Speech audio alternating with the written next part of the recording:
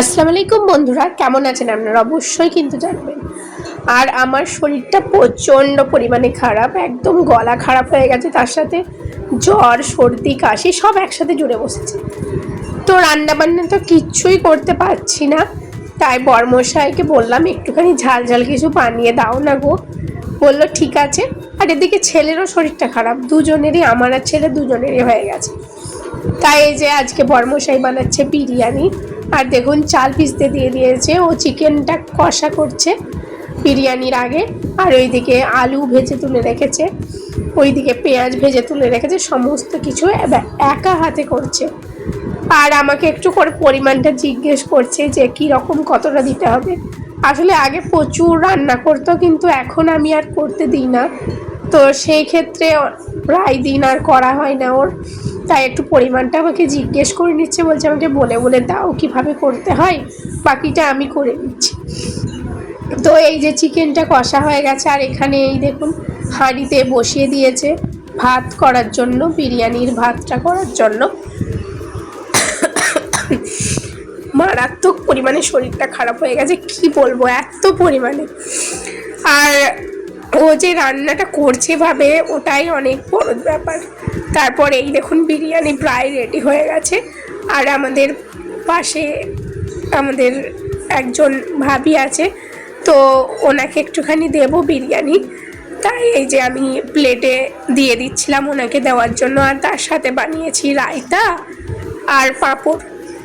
তাই এই দেখুন বিরিয়ানি তুলে নিচ্ছি, ওনাদের একদম গরম গরম বিরিয়ানি।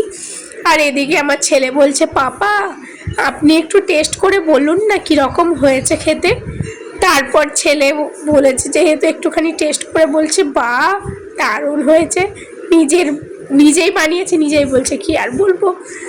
তারপরে এই দেখুন ছেলেকে খেতে দিয়ে দিয়েছে।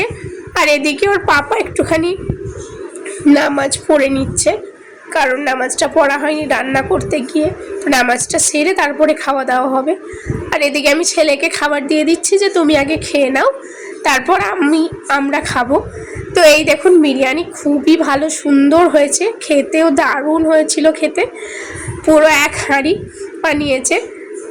আর এই যে ছেলে লেগ পিস খেতে খুব পরিমাণে ভালোবাসে, তাই ছেলেকে দিয়ে দেবো একদম পুরো লেগ পিস, আর তার সাথে বিরিয়ানি। ও দারুণভাবে খেতে ভালোবাসে লেগ পিস। আর তার সাথে রায়তাটাও দারুণ। আপনাদের যদি রায়তা রেসিপিটা লাগে অবশ্যই আমাকে কমেন্ট করবেন, আমি রায়তাটা কীভাবে বানাই অন্য আরেকটা ভিডিওতে আপনাদের দেখাবো। এই রায়তাটা বিরিয়ানির সাথে খেলে, বিরিয়ানিটা খেতে যেমন ভালো লাগে, দারুণ লাগে। তো আমি এই যে ছেলেকে দিয়ে দিলাম, তারপর বললাম খেয়ে নাও তুমি। আর এরকম পাঁপড়টা আমি আগেই পুরো ছেঁকে নিয়েছি, তারপর আমি একটা প্লাস্টিকের মধ্যে রেখে দিয়েছি, না হলে এটা নরম হয়ে যাবে আর খাওয়া যাবে না।